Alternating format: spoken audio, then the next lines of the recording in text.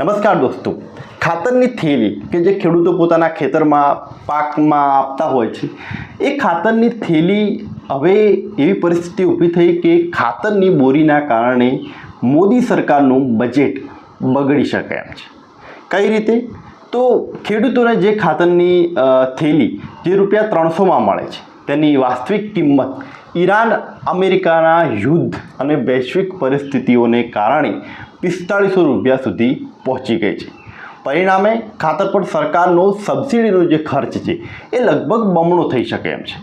સિદ્ધાર્થ ઉપાસની અને આંચલ મેગઝીનના અહેવાલ મુજબ ખાતર સબસિડી માટે હાલના બજેટમાં 1.71 લાખ કરોડનું અનુમાન રાખવામાં આવ્યું હતું કે થેલી પાછળ આટલું એક બજેટ રાખવામાં આવ્યું હતું, સબસિડીમાં પાછળ આટલા પૈસા આપવામાં આવતા હતા। પરંતુ ટોચના સરકારી સૂત્રોના જણાવ્યા અનુસાર હવે આ ખર્ચ 3.4 લાખ કરોડ સુધી પહોંચી શકે એમ છે।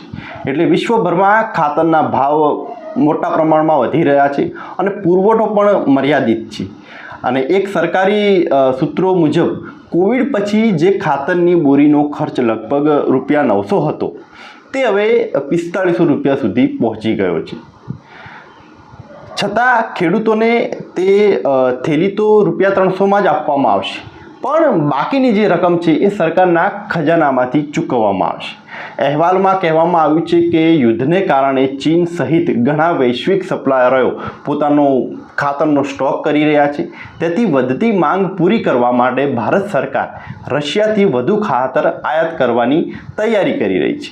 આયાત વધારવા માટે સરકારી કંપનીઓએ ટેન્ડર પણ બહાર પાડવામાં આવ્યા છે અને 27 મેના રોજ નેશનલ ફર્ટિલાઇઝર લિમિટેડે 17 લાખ મેટ્રિક ટન યુરિયા ખરીદવા માટે વૈશ્વિક ટેન્ડર જાહેર કર્યું હતું। તે પહેલાં એપ્રિલની શરૂઆતમાં ઇન્ડિયન પોટાશ લિમિટેડે 25 લાખ મેટ્રિક ટન યુરિયા માટે ટેન્ડર બહાર પાડ્યું અને હાલમાં ભાવ ઘટવાના કોઈ સંકેત તો દેખાતા નથી, તેથી સ્થાનિક ઉત્પાદન વધારવાના પણ પ્રયત્નો ચાલી રહ્યા છે।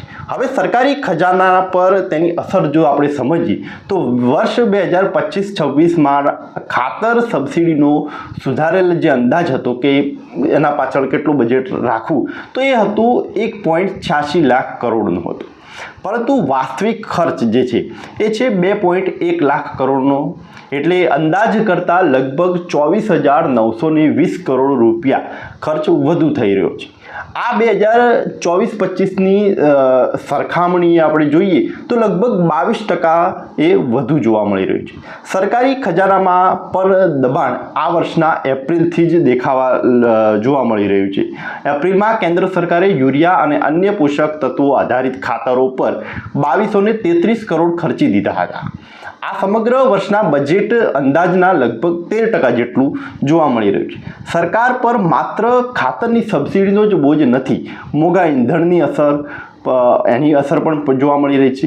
માર્ચમાં પેટ્રોલ અને ડીઝલ પર પ્રતિ લિટર ₹10ની એક્સાઇઝ ડ્યુટીમાં ઘટાડો કરવાથી સરકાર ઉપર આશરે 1.5 લાખ કરોડની આવકનું નુકસાન થયું છે। પેટ્રોલિયમ કંપનીઓને અગાઉ દરરોજ લગભગ જે 1000 કરોડનું નુકસાન જે થતું હતું, એ હવે ઘટીને 650 કરોડ રૂપિયા દિવસનું થઈ ગયું છે। એટલે ભલે સરકારે 4.4%ના રાજકીય ઘાતના લક્ષ્યાંકને હાંસલ કર્યો હોય, પરંતુ આ વર્ષમાં એપ્રિલમાં જ ઘાતમાં 3.62 લાખ કરોડ સુધી પહોંચી ગઈ છે, જે છેલ્લા 26 મહિનાઓમાં કરતાં સૌથી વધુ જોવા મળી રહ્યું છે।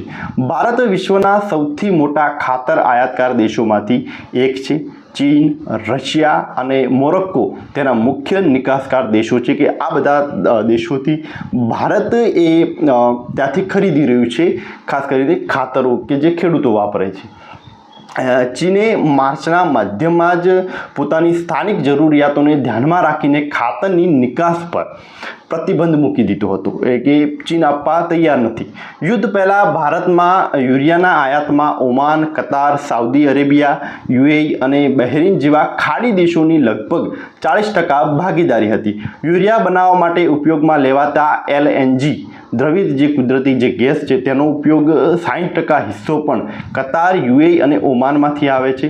તાજેતરમાં ચીનમાંથી ભારતનો યુરિયા આયાત 22.99 લાખ મેટ્રિક ટનથી વધીને 21.24 લાખ મેટ્રિક ટન થયો છે, જ્યારે રશિયાથી આયાતમાં 9.23 લાખ મેટ્રિક ટનથી વધીને 13.99 લાખ મેટ્રિક ટન સુધી પહોંચી ગયો છે. આ બધા આંકડા સમજવા ખૂબ જરૂરી છે, કેમ કે છેલ્લે જે અસર કરે છે એ તો ક્યાંક ખેડૂતને જ થવાની છે.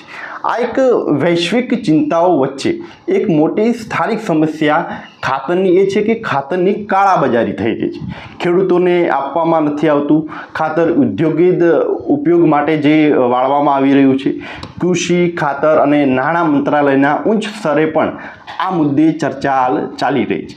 એક અધિકારીએ જણાવ્યું હતું કે રાજ્યોને સૂચના આપવામાં આવી છે કે જો કોઈ ખેડૂતને 1 બોરીની જરૂર હોય તો વધારેમાં વધારે એને 2 બોરી આપી શકાય, પરંતુ કેટલાક રાજ્યોમાં 5 થી 7 બોરી સુધી ખેડૂતો પોતાનો ખાતરનો સ્ટોક પણ કરી રહ્યા છે. એટલે સરકારના કહેવા પ્રમાણે કે એક ખેડૂતને જરૂરિયાત કરતાં વધારે કોઈ એનો સ્ટોક કરવાની જરૂર નથી, પણ આ ખાતર અન્યત્ર બધું કાળાબજારીને બધું ચાલી રહ્યું છે, એના કારણે પણ ક્યાંક એની અછત ઊભાઈ જોવા મળી રહી છે. આટલી ચિંતાઓ છતાં સરકારે એક રાહતભરી માહિતી પણ આપી કે આંતર મંત્રાલયીય બેઠકમાં જે અમને જણાવ્યું હતું કે દેશોમાં હાલ ખાતરનો પૂરતો જથ્થો ઉપલબ્ધ છે. આ ખરીફ સિઝન માટે એટલે કે આ વખતના ચોમાસાની સિઝન માટે 3.83.9 લાખ મેટ્રિક ટન ખાતરની જરૂરિયાત છે. સરકાર પાસે હાલમાં 197.56 લાખ મેટ્રિક ટનનો સ્ટોક ઉપલબ્ધ છે. એટલે સરકારી તિજોરીમાં ઓલરેડી ખાતરનો સ્ટોક તો ઉપલબ્ધ છે, જે કુલ જરૂરિયાત કરતાં 51% જેટલો છે. સામાન્ય રીતે આ સ્ટોક લગભગ 33% જેટલો હોય છે. ખેડૂતો અત્યાર સુધીમાં આ સિઝન માટે લગભગ 86.65 લાખ મેટ્રિક ટન રાસાયણિક ખાતર ખરીદી ચૂક્યા છે. એટલે હાલ ખેતી માટે ખાતરની કોઈ અછત થાય એવા કોઈ પણ સંકેત દેખાતા નથી, પરંતુ સરકારી ખજાનામાં પણ દબાણ વધી રહ્યું છે. જો ખેડૂતો માટે ખાતરના ભાવ વધી શકે તો તેનો સીધો અસર એ દરેક ભારતીય નાગરિકને ભોગવવો પડશે, કારણ કે જો ખેતી મોંઘી બને તો સ્વાભાવિક છે કે અનાજ મોંઘું થાય, એના બધા જ જે ખાદ્ય પદાર્થો જે છે, દૂધનો ભાવ વધી શકે, બધા જ માં ભાવ વધી શકે ને એના દરેક નાગરિકને એની અસર થઈ શકે એમ છે. એટલે ઓવરઓલ તમે જુઓ તો આપની થાળી પણ મોંઘી થઈ શકે એમ છે જો ખાતરની કાળાબજારી થાય કે પછી ખાતરનો જો સ્ટોક થાય, ખાતરના ભાવ વધી જાય તો આ રીતનું એક બધાના દરેક થાળીમાં દરેકની થાળી એ મોંઘી થઈ શકે એમ છે. આ વિષય ઉપર તમારું શું માનવું છે એ નીચે કોમેન્ટમાં જરૂર લખજો, અને આવા જ રાજનીતિક સાથે જોડાયેલા વિડીયોને જોતા રહેવા માટે અમારી ચેનલને સબસ્ક્રાઈબ કરજો.